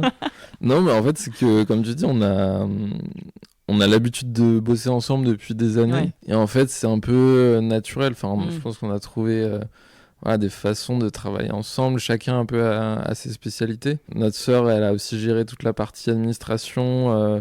Les échanges avec les banques pour trouver les prêts, ça, c'était aussi une grosse étape assez challengeante. J'avoue, quand il y a 3 personnes... c'était pas un dossier classique facile à financer. Quentin, beaucoup sur le chantier, qui était clairement le chef de chantier, qui gérait tout ça. Et moi, j'ai géré plutôt après, du coup, la partie communication. Et puis ensuite, le projet a évolué vers d'autres choses, mais... On a chacun nos spécialités et je trouve que ça se complète assez bien. Oui, carrément. Vous êtes bien répartis du coup selon vos compétences et tout. Ça se fait de manière hyper naturelle et fluide, quoi. Du moins, vraiment. Et le fait qu'il y ait chacun ait sa partie. Et justement, Pauline qui part en brocante, qui ramène. Et je trouve on s'est retrouvés dans ce qu'elle choisissait. Les choix de chacun étaient du moins très fluides et voilà, très naturels. Puis ce qui est chouette, c'est que comme tu disais tout à l'heure, elle vous a aussi fait découvrir tout ce qui était un peu l'univers de la brocante et tout. Vous êtes un peu intéressés aux choses que géraient les autres. Et est-ce que vos parents, enfin tu me parlais tout à l'heure de votre maman, ils viennent un peu ici ? Ouais. Ils viennent et ils sont très contents de venir toujours. Et puis c'est vrai qu'on a créé ce lieu aussi pour ça, pour rassembler notre famille, même nos cousins qui sont à Paris. On se retrouve souvent ici. C'est un peu un lieu où on se retrouve, un lieu névralgique où même la famille qu'on voit moins souvent qui vient. C'est génial, ça, c'est précieux. Trop bien. Ils devaient être fiers de vous, que vous ayez réussi, vos parents, que vous ayez réussi encore cette nouvelle étape tous les trois ensemble, parce que c'est quand même pas évident de rénover. Il y a des couples qui se séparent après une réno. Il y a peut-être des fratries qui se sont engueulées après des rénos. Ouais. Est-ce qu'il y a des choses que vous feriez différemment avec le recul dans les travaux ? Des ratés, quoi. Un truc que vous passez devant, vous dites putain, ça faut le refaire, ça va pas. Ah ouais. Tous les jours, en se brossant les dents et en regardant les joints, le joint est pas nickel, ça nous emmerde. Des mini-finitions, des petites finitions. Je pense que on aurait pris un dessinateur, un projeteur, du moins quelqu'un qui vient faire vraiment le dessin très précis et réfléchir et passer du temps sur le détail. On n'avait pas non plus beaucoup de temps. Ouais. Donc on a fait, et surtout on n'avait pas non plus un budget large et pas du tout le budget d'avoir un archi qui gère l'ensemble.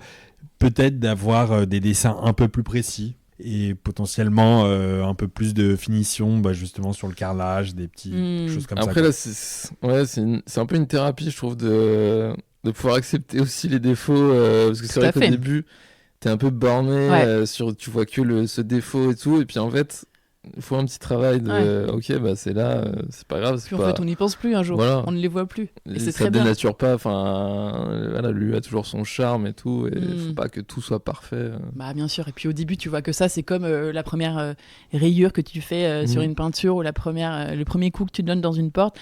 Au début t'es là, et puis en fait après il y en a 12 et c'est pas grave. On n'a pas parlé des sols, rapidement. Vous n'avez pas trop ajouté de sol ici, à part dans les salles de bain. Vous avez peut-être mis des carrelages au sol ? Ou dans la cuisine, il y a des dalles aussi ? Ouais. Mais sinon, il y a quand même beaucoup ces tomates anciennes et ce parquet ancien que vous avez rénové en ponçant le parquet, simplement ? Poncé, vitrifié ? Teinté et vitrifié. Ok. Teinté parce qu'il n'était pas... Un peu grisé. Oui, donc vous avez donné un peu une teinte plus chaude. Voilà, c'est ça. Et effectivement, il y a gros sujet sur le ponçage aussi. Il y a le travail de toutes les marches aussi qui a pris pas mal de temps, parce que c'est pas non plus les poutres. Pardon, je pense au bois, donc je pense les poutres, elles étaient déjà comme ça. Ouais, elles étaient déjà comme ça. Oui, vous avez pas choisi de les sabler. Mon Dieu, le boulot. Sabler. On y a pensé, mais sabler toutes les poutres. Faut là, il y en a. Choisir un moment, tout faire. Ah bah là, c'est un sacré budget de sabler toutes les poutres. Et les tomates, il y a eu malgré tout aussi un gros chantier pour les nettoyer, les décaper, les poncer à certains endroits. Ah oui, elles étaient vernies peut-être ou juste très sales. Ouais, c'est surtout que la tomate nécessite aussi malgré tout un entretien et ça avait peut-être jamais été fait, du moins sur les dernières centaines d'années. Okay.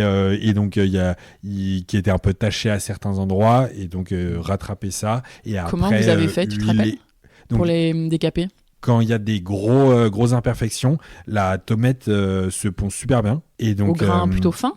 Il y a soit ponceuse à bande classique, et même dans les endroits, même à la disqueuse, ça, pour vraiment quand il y a des éclats et pour aplanir. Et après, il y a plusieurs produits pour les rendre un peu plus étanches. Ouais, les saturer. Voilà, exactement. Ouais. Ok. Qu'est-ce qui reste ici à faire comme travaux ? Rien ? C'est fini ? Non, il y a tout le temps des trucs. Oui. Puis vous avez encore des projets, j'imagine. Ouais, mais rien qu'à l'intérieur, il y a toujours des petites choses à améliorer, à ajouter. Là, on pensait à mettre des petites étagères en bas, là, dans un espace, une petite alcôve. L'accès entre la cuisine et la buanderie, justement, avec l'usage, on voit que quand on est 15 ici, la cuisine est un peu petite. Et donc, il y a l'ancienne chaufferie qui a été réaménagée. Et donc là, ça pourrait être intéressant. Mais là, pour le coup, il faut réouvrir un mur. Il y a d'autres gros chantiers, mais en tout cas, qui permettrait d'amener encore plus de fonctionnalité à la maison. Et puis il y a tout l'extérieur, les tentes que vous êtes en train de terminer. Depuis à peu près 1 an, c'est en chantier continu. En fait, il n'y a jamais de pause vraiment. Il y a toujours un truc en cours sur les aménagements extérieurs surtout. Mais là, cette semaine, on a posé aussi une petite toile pour faire une terrasse couverte sur le côté du moulin. Voilà, on était aussi sur les tentes. Enfin, il y a toujours des chantiers en cours. Ouais. Sur la question du budget, du coup, à la fin, est-ce que vous savez à peu près à combien vous étiez ? Vous avez largement dépassé c'était quoi, 100 000 ? 100 000 initialement. Ouais, et au final, vous avez beaucoup dépassé du coup. Et en fait, il y a eu plusieurs étapes. Quand on a professionnalisé l'activité, on a pu refaire un emprunt qui était dédié à l'extérieur pour la serre et le reste des aménagements. D'accord. On a aussi, on n'en a pas parlé, mais ça a été aussi un chantier assez marrant, les conteneurs.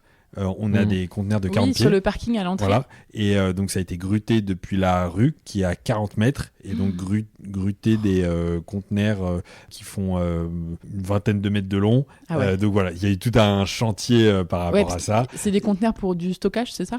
Tout à fait. Okay. Stockage sur les outils, le matériel. Donc ça, la scène était assez folle quand même de voir un conteneur aussi grand flotter dans l'air parce qu'il fallait passer par-dessus les... Ouais, c'est extraordinaire, les vidéos sont... Et vraiment, tu te dis, mais c'est pas réel, c'est fou. Ouais. Et donc, pour revenir sur le budget, il y a eu un emprunt sur l'extérieur, mais sinon, là, ça a plutôt coûté... les travaux ont été plutôt autour de 150 000. Oui, pour le moulin en lui-même, quoi. Voilà, okay. C'est ça. Et après, donc sur l'extérieur, on a refait un emprunt de 150 000 sur l'ensemble. Et après, à chaque fois, là, on a envie d'un bain nordique. Et il y a toujours... T'as toujours envie de faire un truc en plus. Comme on disait sur le chantier, c'est jamais terminé et il y a tout le temps des choses à faire.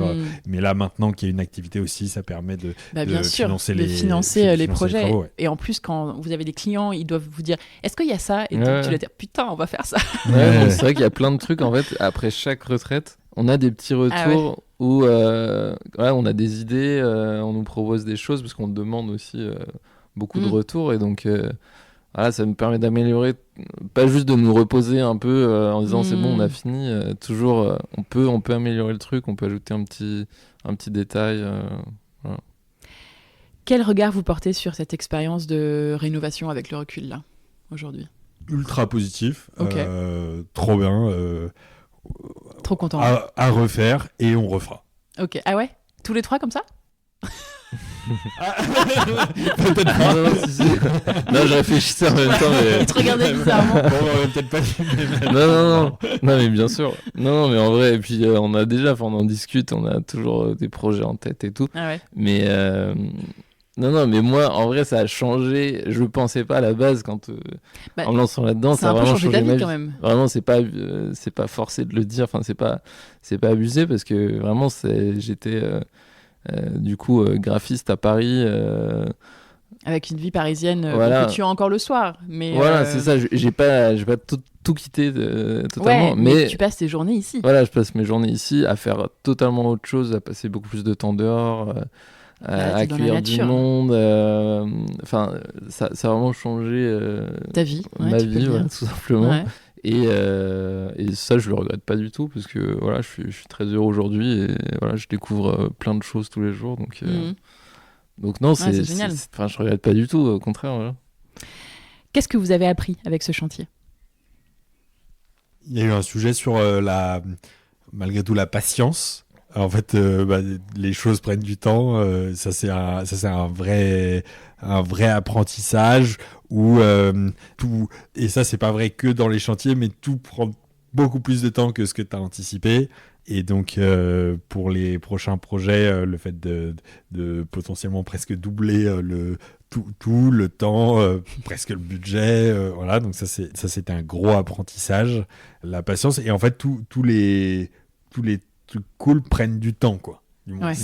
Et c'est vrai que entre le moment où on a eu les clés et le moment où on s'est dit ah c'est cool, là on est dans un environnement confortable, ça ressemble à ce qu'on avait imaginé. Il s'est passé au moins 1 an et demi même si ça peut paraître court, j'ai imaginé que ça allait être beaucoup moins que ça. Donc voilà, ça, la patience pour moi, je dirais. Ouais, et après, au-delà, même plus techniquement, moi j'ai appris plein de choses et je continue d'en apprendre, mais sur comment poser une terrasse, j'avais jamais posé de terrasse, j'avais même rarement, j'avais vissé très peu de vis ou touché à une. Planter des clous. Voilà, planter des clous. J'apprends quand même beaucoup. J'ai l'impression que je m'améliore aussi. C'est assez satisfaisant aussi de savoir faire des choses de ses mains, construire des petites choses, voir le résultat. C'est clair. C'est assez gratifiant. S'il y avait un conseil que vous aimeriez partager avec quelqu'un qui se lance dans des travaux là, vous lui diriez quoi ? Un conseil que vous auriez bien aimé avoir au début du projet ? Je pense qu'il faut avoir énormément d'envie et le vouloir énormément. Parce que je pense qu'il y a beaucoup de personnes qui ont envie et qui aimeraient ça, mais en fait, ils n'en ont pas suffisamment envie. Parce que faut avoir un niveau de motivation et un niveau d'énergie, parce que tu vas t'en prendre dans la tête sur plein de sujets, à commencer par les recherches. Voilà, la recherche déjà va te mettre un coup. Dès l'achat immobilier. Voilà, exactement. Après, le sujet avec les échanges avec les banques, ça va pas être facile.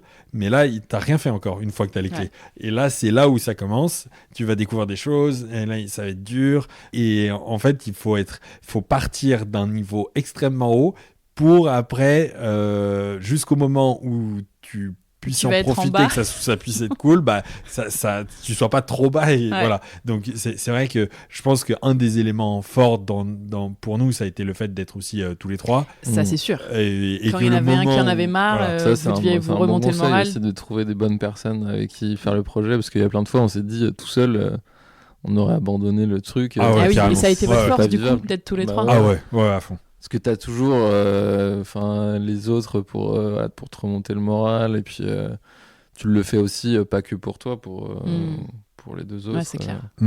Et je pense que aussi d'être à trois, ça permet aussi de financer plus facilement quand même. C'est sûr.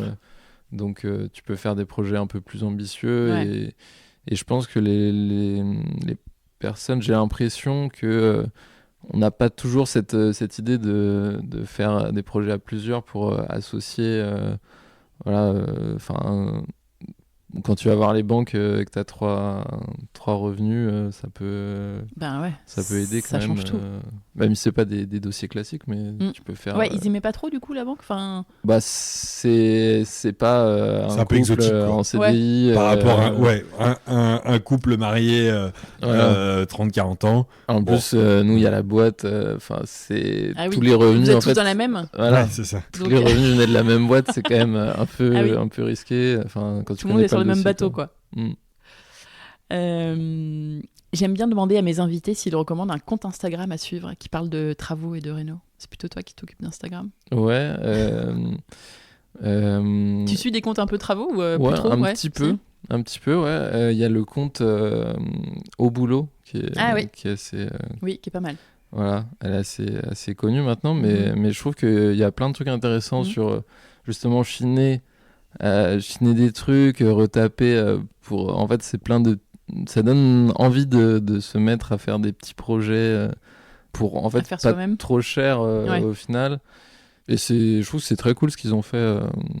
Ils ont rénové une longère en Normandie là, et en famille aussi. C'est un chouette compte. Ouais. Sur les comptes que je suis, que ça soit sur Insta ou sur YouTube, il y a des artisans ou même des passionnés de rénovation qui vont justement vraiment montrer partager dans les moindres détails. Ouais. Et donc, que ça soit chez les professionnels, par exemple, on a beaucoup parlé de carrelage, Eric le carreleur, il rentre dans des détails de finition et qui sont extraordinaires, où je me revois posé sur une baignoire à regarder comment on allait faire ces découpes-là en retournant sur ces vidéos que j'avais vues la veille. Et donc ça, c'est vraiment... et tout ce contenu gratuit. Ouais, et pareil, sur des sujets de plomberie extraordinaires. LJVS aussi à l'ancienne, Passion Rénovation, French Rénovation, et vraiment le temps qui passe à documenter et à expliquer comment faire les moindres détails. Et c'est surtout, ce qui m'a impressionné, c'est que j'étais en interaction pendant mon chantier avec quelques-uns d'entre eux, en leur posant des questions, et ils répondent. C'est extraordinaire. Sur des sujets de ventilation, et j'avais une BMC, machin, il dit qu'est-ce que tu me conseilles? Il dit envoie-moi des photos. Oh, trop sympa. Le gars, il a pas que c'est son métier, et il répond gratuitement sur Insta. Donc extraordinaire. Donc vraiment tous ces comptes-là, vraiment on a la chance d'avoir YouTube aujourd'hui, de pouvoir tout apprendre et même de pouvoir avoir un échange face à un artisan. Non, en fait, je sais que c'est pas comme ça parce que Eric Le Carleur, il dit que c'est comme ça.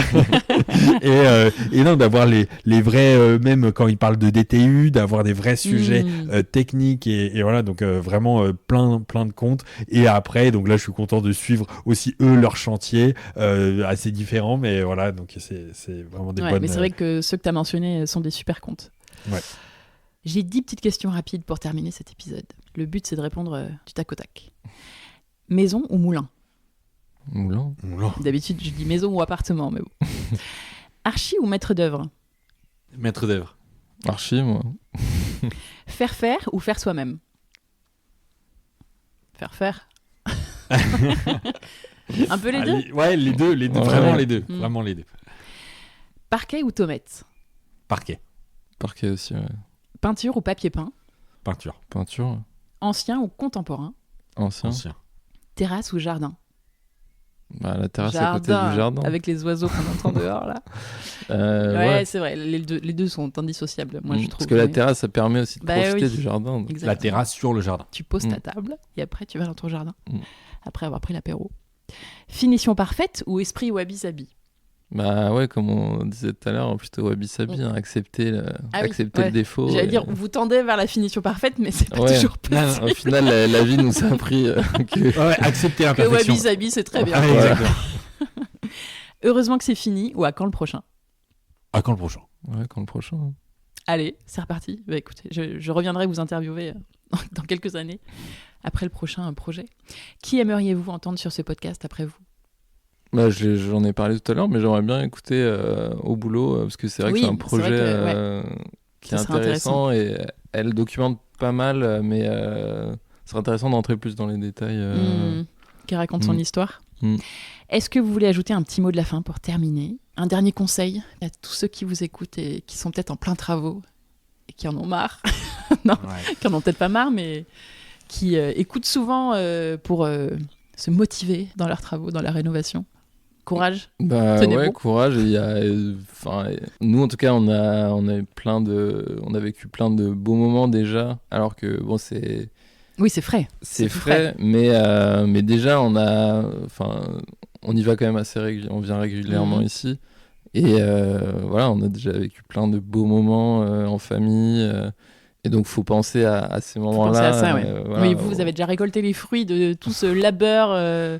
Voilà. Et je pense qu'il y a aussi un autre truc sur le fait que quand on a les mains dans le plâtre, c'est la galère. On n'arrive pas trop à sentir et à ressentir le plaisir. Mais en fait, c'est maintenant que moi, j'ai pas de chantier en ce moment, ça me manque.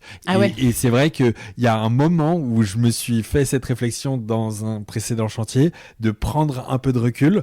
Et en fait, c'est cool. Là, je me lève et je vais faire quelque chose de mes mains. Et juste, quand on est dedans, on voit un peu, ça peut être un peu le brouillard et de pas trop prendre de plaisir. Et en fait, c'est cool parce que là, je vais faire des trucs. Le chantier, il va avancer. Et en tous les cas, malgré tout, de prendre du plaisir, même si ça va pas trop, une fois qu'on a pris le recul, et d'avancer. Et parce que quand ça sera terminé, ça va un peu nous manquer. Ça va nous manquer. C'est exactement ça.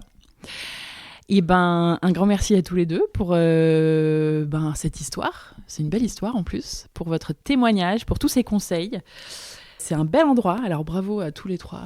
Merci, vous direz à Pauline, bravo à elle aussi, parce que c'est vraiment un beau projet, un bel endroit. Vous avez fait beaucoup de belles choses ici.